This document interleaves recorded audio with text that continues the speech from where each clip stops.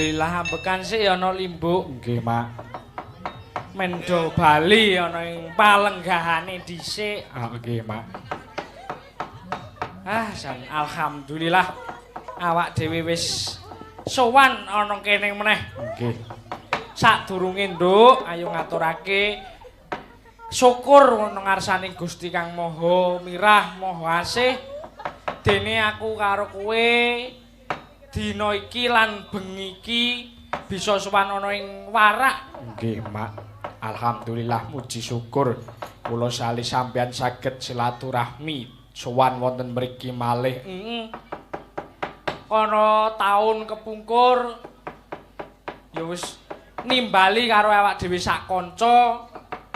Kok alhamdulillah iki awak dhewe isa dipercaya para warga masyarakat ana ing dukuh Warak Sidomukti Salatiga kene nggone nderek mangayu bagya para warga masyarakat ing Warak ya kuwi ngandani bersih dusun. Oh niki acarane bersih desa utawa bersih dusun. Padha wae no. Alhamdulillah iki awak dhewe sowan sak kanca komplit. Nggih. Niki mau ya siang wis diberkahi karo pepundhane awak dhewe saka pager gunung. Nggih. Ki Asmadi.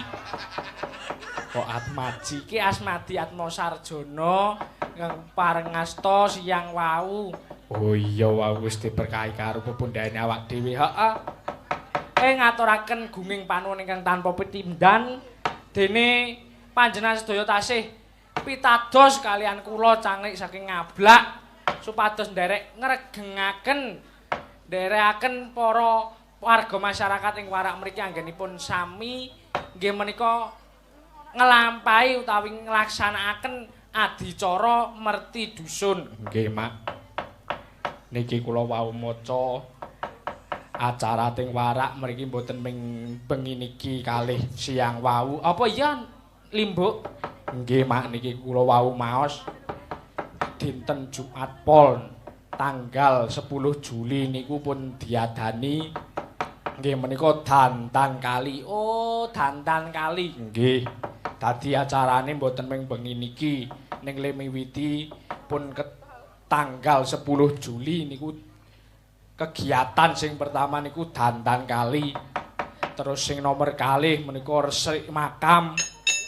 Menika ingkang dipun adani dinten Minggu tanggal 19 Juli, Mak. Oh, dadi sadurunge nganakake merti desa kuwi ya dandan kali ya resik makam ngono no. Nggih, Mak. Terus sing nomor 3 menika wonten kirab budaya. Menika dipun lampahi para warga masyarakat Warak menika tanggal 26 Juli. Salajengipun bersih punden, terus kenduri sapar, terus sing pungkasane adicara niku pagelaran wayang kulit. Oh, ya alhamdulillah sing didhawuhi ngisi adicara ngregengake swasana ya awak isih awake dhewe. Nggih, Mak, ngaturaken gunging panuwun ingkang tanpa pepindhan dene menika tasih ajar, tasih sinau, tasih kathah kalubutanipun namung tanpa tasih dipun pitados kalian para warga masyarakat ing Warak mriki nggih, Mak. Nggih. Alhamdulillah matur sembah nuwun. Ora lali iki awak dhewe ngaturake panuwun. Wonten ngarsanipun sinten, Mak? Ingkang kinurmatan Bapak Lurah Camat Sidomukti Salatiga no. Sinten, Mak? Bapak Agus Wibowo SHMH. Iki mau ya kepareng rawuh mrene berkahi karo awake dhewe. Penyerahan wayang mau ya sing ngaturake Bapak Camat Sidomukti Nduk Limbuk. Nggih, Mak, matur sembah nuwun. Kasalajengipun kunjuk wonten ngarsanipun para sepuh bini sepuh ingkang tuhu pantes kinabekten lan para ngarsanipun alim ulama ingkang mapan wonten ing Warak mriki. Nggih. Niki awak dhewe wajib matur nuwun. Karo sapa? Wonten ngarsanipun Bapak Lurah Dukuh Sidomukti Bapak Jarot Wahyu Wibowo SH. Kunjuk wonten ngarsanipun Dan Ramil Sidomukti Salatiga Bapak Kapolsek Sidomukti Salatiga, Bapak Babinsa lan ugi Ketua LPMK Kelurahan Dukuh Bapak Legimin. Terus apa meneh, Nok? Wonten ngarsanipun Bapak RW 06 Bapak Eko Budiono. Oh, Bapak Eko Budiono mau kae. Nggih. Sing keparing ngatur pangandikan sadurunge pagelaran mau ya, Nduk. Nggih, Mak. Ora lali, Nduk Limbuk. Sinten Ngaturake panuwun ana ngarsane Ketua RT 1 dumugi RT 8 ingkang kula hormati. Wah, jan ngregengake nyenengake. Nggih, Mak, mriki niku kula tau mireng nek wayangan niku nggone ngalih-ngalih. Ngalih-ngalih. Mergane ngetokake sayuk rukuning para warga masyarakat Warak mrene. Ambok wayangane ning RT kene ning RT kene ning kabeh padha sayuk rukun saka RT 2 tekan RT 8 ki mau no. Nggih, Mak. Anu RT 1 tekan RT 8 ki mau. Nggih. Kula pitados kali kekompakan lan kerukunane warga masyarakat Warak. Nderek ndedonga mugi-mugi dusun Warak mriki tansah ayem tentrem, tansah gemah ripah jinawi, dadosa desa ingkang baldatun thayyibatun warabun ghafur. Allahumma amin. Nggih, Mak, saged teming nderek ndedonga mugi-mugi para Bapak Ibu Among Tani anggenipun nanem ugi nuwuhaken inggih menika panenan ingkang sae nggih, Mak. Iya, nak amin. Pancen sing digayuh kaya ngono kuwi.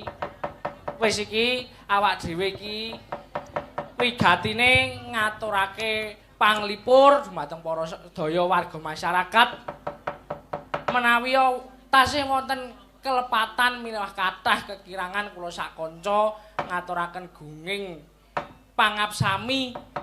Iya, wajib nyuwunake ngapura. Nyuwun ngapura wong awak dhewe ya isih rumangsa nek awak dhewe iki isih cubluk.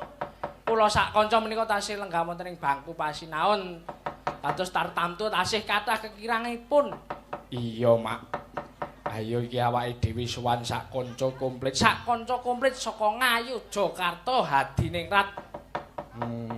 Iki 90% isih pelajar. Pelajar kabeh iki kanca siswa saka SMKI Yogyakarta. Tepuk tangan kagem kanca-kanca. Iya. Jan sayuk rukun do kompak. Iya kompak. Ambok ana sing dipisui ning tetep kompak. Ana sing pisu-pisuhan ning tetep kompak. Kaya ora apa-apa. Karang misuwa kuwi ora tandha sengit ning tandha tresna. Iya. Iki kanca-kanca Waranggana sowan 5. Oh, taun wingi pinten? Ketoke ya 5 nek ora 7 malahan. Aniki kok mlorot. Sing siji wis pensiun, sing loro. Pensiun apa diusir? Pensiun. Wis ora ana kata ngusir-ngusir kabeh. Nek jenenge sak grup ki ya wis lara lopo ditandangi. Nggih. Matur sembah nuwun. Para warga masyarakat Warak tasih pitados kalian Limbuk lan Cangik ingkang tasih cubluk menika matur gunging panuwun. Wis ora ana atur liyane kejaba mung ngatur nuwun ya, Nduk. Nggih, Mak. Ayo iki ditanjihke ora sakakean gunem sing tanpa guna. Sing baku awake dhewe nderekake warga masyarakat Warak anggone ngadani bersih desa. Awak dhewe nderek nyengkuyung, nderek ngregengake swasana ya Nduk Limbuk. Nggih, Mak. Ayo iki ditanjikke sik. Ditanjake sik linggawa Waranggana iki. Ah, nggih. Iki arep dikenalke apa ora? Mosok nggih lali. Ayo kan wingi ana sing durung sowan barang. Wingi ana sing wis sowan ya ana. Ning iki beberapa ana sing durung tau sowan nang Warak. Nggih, taun wingi jenengan. Tahun wingi aku sing dipercaya saiki alhamdulillah isih aku. Mbah tahun ngarep muga-muga aku ya, Nduk. Ah, nggih. Tawa-tawa apa kepripun? Ora kok ya. Kok warga Warak saged tasih percaya kali sampeyan ki mergo le murah apa piye? Ora ya nek le murah ki kabeh ki padha jenenge seni ki ora iso diregani. Nggih. Wis pokoke matur sembah nuwun kagem tambah pengalaman, tambah jam terbang, tambah pembelajaran iki ya ngene iki. Perkembangane awak dhewe lan kanca-kanca ki iso berkembang ning golek ilmu ya kaya ngene iki contone. Nggih. Wis pokoke dikendel-kendelke ditekat-tekatke supaya tambah ngrembaka. Heeh, yo iki dikenalke sindene. Ajeng wiwit saking pundi? Saka pojok. Biasane sindene ting tengen. Ayo tengen kebak-abrakan kok ya. Ayo keke kiwa ya ora apa-apa sing penting lak ketok. Nggih. Ketok banget. Ah iya. Ayo dikenalke saya saka sing jajar kotak ya. Nggih. Jejer lambe kotak. Ayo. Ora lambemu. Lambemu kuwi. Wong lambe kotak kok lambemu. Ayo iki Mbak Sinden sing jajar kotak iki. Dicepeng mike. Ayo. Paring asma sinten Mbak Sinden? Nggih, ngaturaken sugeng dalu kagem para warga Dukuh Warak Salatiga Jawa Tengah Indonesia Merdeka. Komplit. Paring asma sinten Mbak Yu Sinden? Nggih, nderek pitepangan nami kula Almira Yasmin Kairunisa. Almira Yasmin Kairunisa. Ketoke mbiyen taun wingi sowan mrene ya Nggih, Mbak Yasmin. pun mriki. Tahun wingi nderek sowan mrene. Melu iki Yasmin iki daleme nek ora kleru cungkup. Cungkupi ngendi?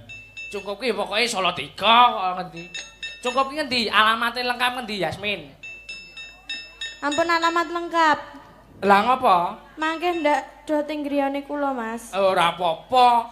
Engko do rawuh nggonmu do nanggap malah dadi rezekimu kok ya piye kok iki. Oh nggih, silaturahmi. Aja karo yoga, siji aja karo yoga nek kaya alamat lemah. Oh nggih, ndak suka aku. Heeh. Ora apik. Aku ndak suka. Alamat lengkapnya ngendi? Jalan Cungkup. Jalan RT Cungkup. 6 RW 6 Sidorejo Salatiga. Oh, Sidorejo Salatiga. Walah jebul ming kono kuwi. Ngendi? Aku mbuh ora ngerti urung tau mrono kok. Nggih caket UKSW niku lho, Mas. Oh, cerak UKSW, Kampus UKSW HA. tasih sekolah napa pun kuliah napa pun bojo malahan? Tesih sekolah. Kelas pinten? Kelas kalih. SD. Nganu MI. SD semono teneh ngentekke Magica omah. Kelas kali SMK napa SMK niki saiki neruske? SMK napa SMK? SMA apa SMK? SMA, Mas. SMA ngendi? SMA Negeri 1 Salatiga. Oh, alhamdulillah wis SMA. Sedelo meneh kuliah. Kuliah to, Min? Kudu kuliah. Nggih, kuliah. Kudu kuliah pokoke. Tur aja nggon seni. Lho, leten apa niku? Ya ora apa-apa wong arep ngembangke kesenian. Iya. Sing positif bae ya, Min ya. Nggih, positif. Aja cerak-cerak kaya yoga pokoke wis to. Aja. Mpun kula ndak suka. Ndrawasi. Nggih, matur sembah nuwun Mbak Almira Yasmin sapa? Kairunisa. Iki warga Kota Salatiga ya, Nduk. Nggih. Ngendi mau cungkup. Monggo lerek sak lajengipun. Iki. Saya cilik. Nggih, ngaturaken sugeng dalu kagem sedaya mawon warga Warak ugi niki Mak Limbuk, Mak Cangik. Nggih. Nderek nepangaken nami kula Dewi Mega Prastiwi. Dewi Mega Prastiwi. Dalemipun pundi dalemipun? Wonten Gunung Kidul. Waduh, Gunung Kidul. Nggih. Yo aja mriko. Nggih, leres. Wah, jan matur sembah nuwun. Adoh-adoh saka Gunung Kidul no. Nggih. Nggih, kula ki wau mriki nganu kaya wong napa niku? Tawaf diubeng-ubengke bezo iki rak ngendi dalane rak kepezir kok ngene iki aku. Iya, karang yo macet kabeh ya to.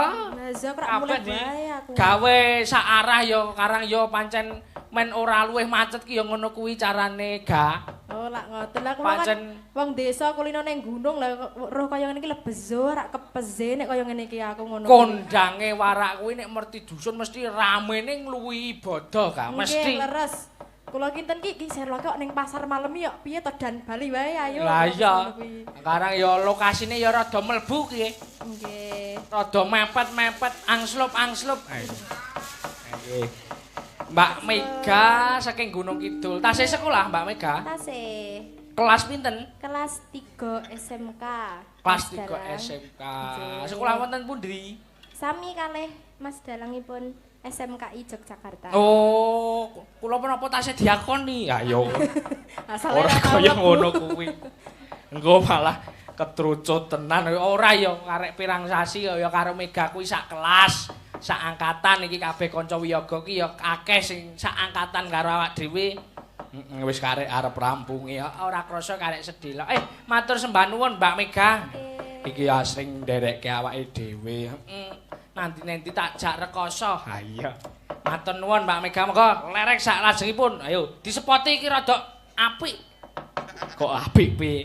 Rambuté ana warnane, Nduk. Ah iya. Ayo tutuk tutuk tutuk tutuk.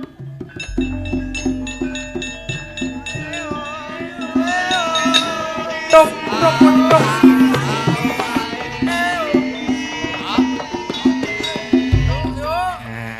Geronge arep blondrok wis kusuk. Cangkeme geblondrok ana angki. Sugeng dalu Mbak Waranggana. Nggih, sugeng dalu Mak Cangik Mak Limbo. Lah, jan menika monggo pitepangan paring asma sinten? Nggih, nderek pitepangan kula Riri Sukawati. Mbak Riri Sukawati. Nggih. Dalemipun pundi? Pakis Magelang. Pakis Magelang niku dhuwur nggih. Sadurunge ketep nika. Nggih, caket Kopeng nika nggih. Wah, sing dingerteni Kopeng ayo. Karang ya wisata hati kaya. Juragane sempul kuwi ya. Ayo saka Kopeng. Oh, Mbak Riri Sukawati saking Pakis. Nggih. Kala wingi ndak sampun nate nderek sowan mriki. Dereng. Dereng. Nembe sepisan niki nggih. Nembe pindah menika nggih. Kesan pesane panjenengan kagem warga masyarakat Warak kados pundi Mbak Riris? Waduh. Kesane menika jan rame sanget nggih menika nek wonten saparan teng mriki. Nggih. Saben omah niku kathah sanget Kathah tamune. Kula wau liwat mawon dampir-rampirke terus lho Mas. Dampir kali sinten? Nggih kalih warga menika. Lah jenengan tepang boten? Boten. Wah nek cara kula mlebu terus madang. Nek saparan ki adate ngono kok ya, Nduk. Ah iya kene dhewe barang ya padha. Mbak Riris saking Pakis nggih. Anu status tasih saangkatan menika kalih para wiyaga nggih. Napa tasih saged diangkat? Nggih tasih. Ampun riyen nih. Wah iya.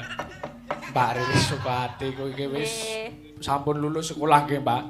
Sampun. Nggih, terus karek nunggu capa ta alon garwane ya, Nduk ya. Iya. Ditunggu tanggal mainnya. Ya, ampun kalih yoga nggih. Lah kepripun ta? Ampun kalih yoga pokoke rekoso. Oh, nggih. Kalih Ben bengi ming jak melek terus niku. Rekaos. Matur sembah nuwun, Mbak Riris. Sak lajengipun nggih. Iki sepote raja sesek turuk turuk turuk turuk turuk turuk. Tok tok tok. Kok rada sesek ngopo? Ha iki urute gelungane iki saka kene saka ngisor sik. Lah terus tekan gone jatahe ku jan munggih. Heeh, kaya tancakan. Heeh. Ah, kaya nyugi boto ya ora ya. Monggo pitepangan Mbak Sinden. Nggih, Naminipun sinten? Dalemipun pundi? Ayo. saderenge kula ngaturaken sugeng dalu. Sugeng dalu. Sane. Bapak Ibu sedaya masyarakat Desa Warak Dukuh Sidomukti Salatiga. Indonesia Raya ngono. Indonesia Raya. Nggih. Derek pitepangan nami kula Mayangsih Imas Kani Raras. Mayangsih Imas Kani Raras. Imas Kani Raras. Kani Raras. Nggih. Lah kowe nak karo Kani Raras apane? Nggih napa? Ora aku iki jeneng lengkape Mayangsih Imas Kani Raras. Oh, tak kira nek Kani Rarase wis dhewe. Ora aku iki dadi siji. Dalemipun pundi, Mbak Mayang? Kula saking Purworejo. Kowe Purworejo. Nggih. Ah iki saka mau sing ngadoh dhewe Gunung Kidul ki pojok kidul. Terus sing saka kulon dhewe Purworejo paling adoh. Wah, jan do nyempuyung awake dhewe. Adoh-adoh ya, Mas. Aku senenge sing adoh-adoh, nek ngampiri cedhak we ora tonjo. Nggih, tasih sekolah Mbak Mayang. Kula tasih sekolah. SMK. Nggih. SMKI. Lah nggih to. Oh, iya wong kowe karo kancane dhewe kok lali. Iki ya sak angkatan karo awake dhewe no. Nggih. Mbak Mayang iki ya wis kelas 3, wis arep lulus. Gak arep diboyong sing gender. Ah iya. Arep boyong ngendi? Kandang jare. Ya ora. Ya kok sik men rampung sik kok gek diboyong, gek do wayangan mrono. Ah iya. Wah, jan matur sembah nuwun. Nggih, Mbak Mayang saking Purwaja matur sembah nuwun. Lerek sak rajengipun. Nah, iki disepet-sepetke. Monggo paring asma sinten Mbak Sinden ingkang pojok dhewe menika? Nggih, ngaturaken sugeng dalu. Sugeng dalu. Derek tepang nami kula Kaesi Wulan. Mbak Kaesi Wulan, pidalemipun pundi? Kula saking Baruan. Baruan. Nggih, caket exit tol mriku. Oh, mboten nggen tole to? Ya ora, mosok omah kok ya gontole iki. Wis di ngendikake cekak. Anu cekak kok. Nggih. Caket eksitol kok ya. Oh iya, cerak eksitol. Heeh. Baruan nggih, Mbak. Nggih. Oh nggih, anu sampun gadah garwa? Kula tasih SMP. Sampun manak pisan. Ya ora. Ya karang wis pancen wis duwe garwa, wis kagungan putra, Mbak Kesi. Kowe mangestoni awake dhewe aku isih cilik, Nduk. Apa iya? Heeh, kejaman isih SD ki wis asring paring pambiyantu karo awake dhewe. Oh, nggih ngoten. Mbak Kesi saking Baruan. Matur sembah nuwun tansah paring pambiyantu dhateng kula lan sak kanca. Iya, Mak, iki Hop. Tosi teme manut. ah iya. Ayo kudu manut bengung men ora bengung. Ayo iki awak dhewe ora suwan dhewe nok limbuk. Niki enten sinten? Iki awake dhewe diderekake karo ya kuwi seniore awak dhewe. Sinten, Mak? Mas Aris, monggo disepoti co nganggo gamelan lo cera lo manem. Monggo Mas Aris aturan minggah pemanggungan.